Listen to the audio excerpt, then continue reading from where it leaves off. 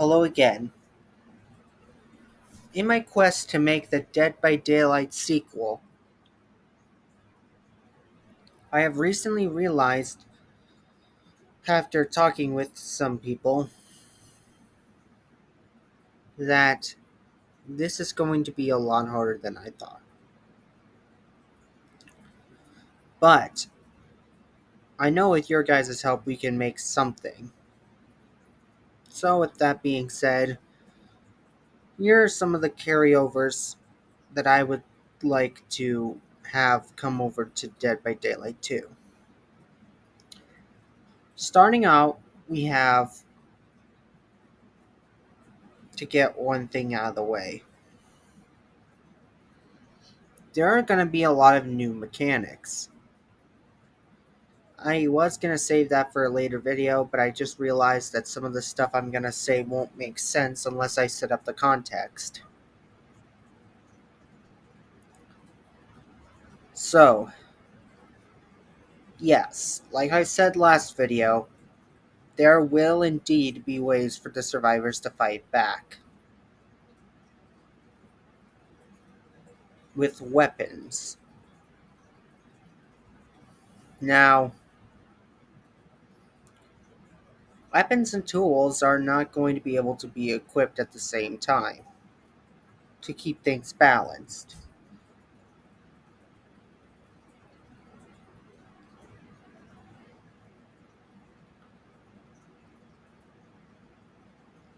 And each character is going to be selected in a role.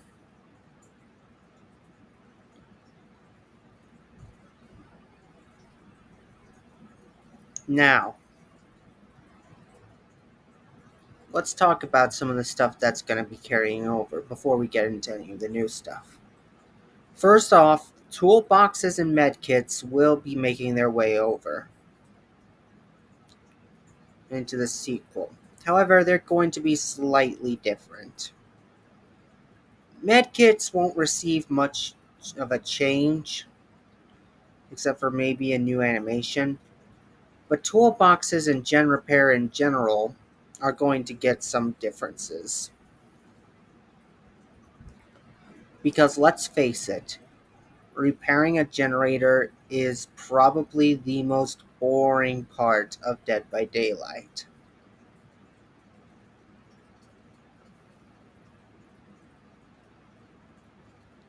But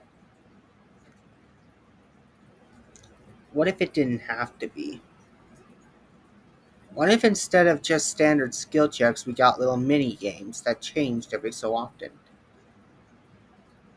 Like a hacking mini game where you have to hack in terminals, or an actual gen repair mini game where, get this, you're actually repairing the generator. I know. It sounds ridiculous. But I don't know. Toolboxes will still help you speed up, but they may also include parts that could make certain actions happen much faster.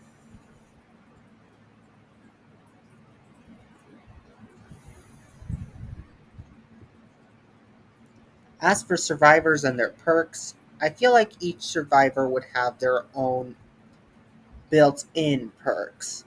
Like, for example, Dwight Fairfield would have Leader built into him. Nicolas Cage would probably have something like Plot Twist. Meg would have something like Sprint Burst or Adrenaline. All that stuff. But the biggest changes I would make would probably be to some of the survivors.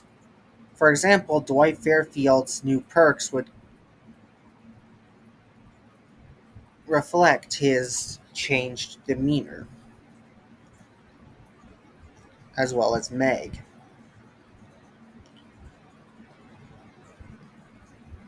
Evan McMillan is also a new survivor, but he's still the Trapper. And finally, for the survivor side of old stuff carrying over, I You may have realized a few things actually. The first one is that flashlights are not a part of flashlights, keys, and maps were not mentioned. Well, that's because of a few reasons. One, I just don't think that. One, I hate flashlights and I want to change them. And because I'm changing them so much, they're going to be in the news section. And two, maps and keys are kind of useless unless you're running add ons. So those are also going to get changed. And most likely, maps are going to get removed entirely.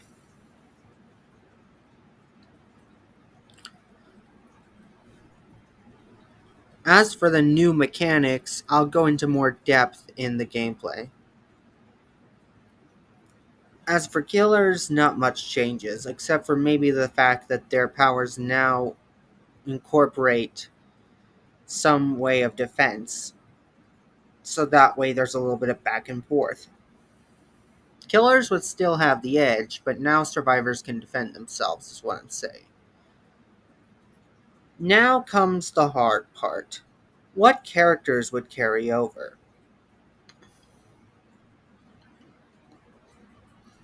Well, obviously, the first three killers and the first four survivors. I don't think anybody's going to debate that. But then comes the tricky ones. I made a tough call to kind of remove or rework half of the licensed characters. Simply because the licensing deals only agreed to be in the original Dead by Daylight, and because of stuff like Alien and Hellraiser and maybe Halloween, I'm not sure if they'd be willing to renew their contracts. So, for the time, I do have some ideas for the licensed characters, and a few changes for the ones that do carry over. But I do have to cull a few characters, or should I say chapters. Mainly because feature creep. Not every character is going to carry over into the sequel. It was really hard because no matter who I chose to not carry over, would probably still get some angry comments. So, to talk about who's carrying over, I'll just say the chapters that will. The chapters that will be the original cast, Halloween, Lullaby of the Dark,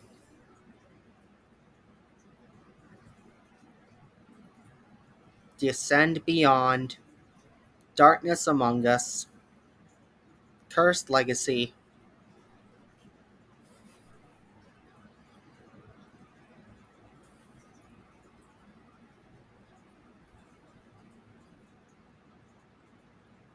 All Things Wicked,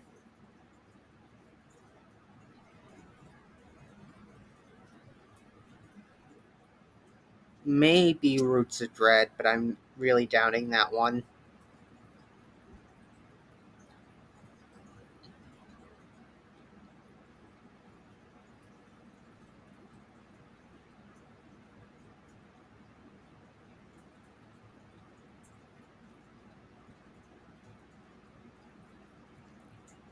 And finally,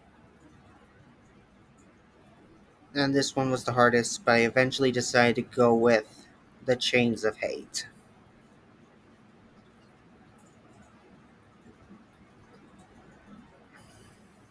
These ones were picked solely off of popularity, and while most of them I were also some of my own picks,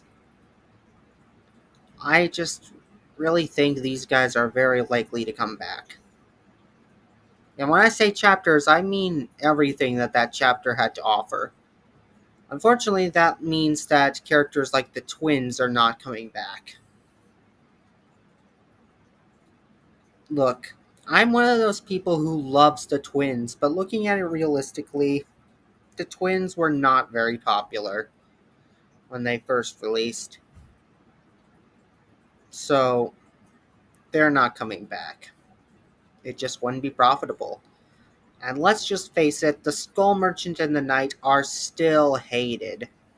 So, they would never come back if Behavior had the choice to. Which sucks too, because the Knight is my mom's favorite. But that, in short, is some of the old stuff that's carrying over.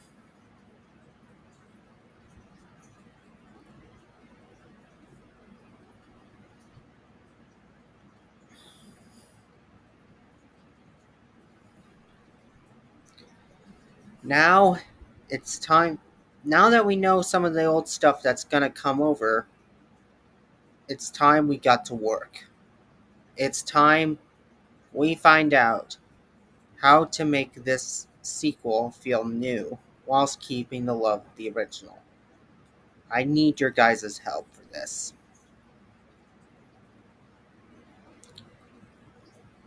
Also, please let me know if you can somehow make some of the characters from the chapters I didn't mention work in this new game, then please tell me.